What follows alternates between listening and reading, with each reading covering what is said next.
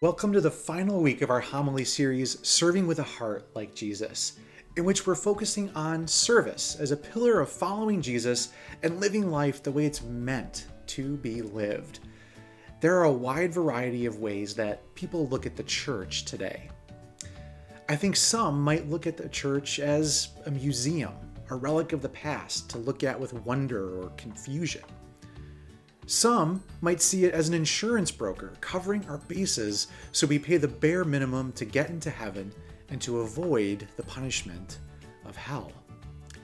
But how does Jesus talk about what his community of followers should be like? Well, those of you who work in business know well that you measure what matters, right? And that's how any organization knows if it's on the right track, striving for its main goals and its mission. Well, in the gospel this past weekend, I think we can say that Jesus gives us pretty clear metrics as his followers. It's what will be asked in our final evaluation, so to speak. Are the hungry fed? Are the thirsty given drink? Are strangers welcomed? Are the naked clothed? Are the ill cared for? Are the prisoners visited? Notice the verbs feed, give, welcome, clothe, care, visit.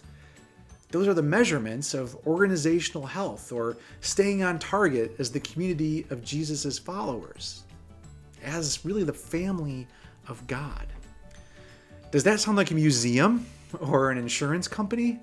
No, absolutely not. We're meant to be so much more. We are a family on a mission, and service is clearly an important part of that mission.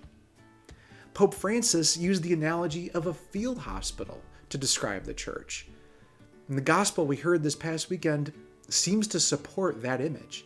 To feed, give, welcome, clothe, care, and visit is to be on the front lines of bringing love into a world plagued with hatred, loneliness, selfishness, and many other diseases and wounds.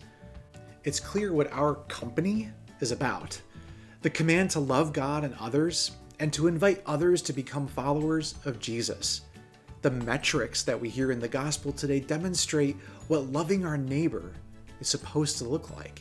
And Jesus says that when you do that, you're doing that for him too. There's the greatest commandment to love God and others, nicely combined. Now there's a great CEO being clear about why we're here. I think Pope Benedict summarized the point well when he said that in the parable of the Last Judgment, quote, love becomes the criterion for the definitive decision about a human life's worth or lack thereof. Jesus identifies himself with those in need. Love of God and of neighbor have become one. In the least of the brethren, we find Jesus himself. This past Sunday was the feast of Jesus Christ, King of the universe. So his title is a little bigger than CEO. And thankfully our leader, who's also our friend, makes it clear how to live this life well and measure what matters. So we have our job description, so to speak. Are you in?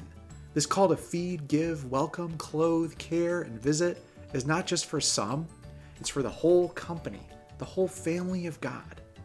As we head into Advent and conclude this series on service, a pillar of following Jesus, decide now what your next step is going to be to develop your service muscles to help your team, your church family, do what our leader, our Lord, has asked of us.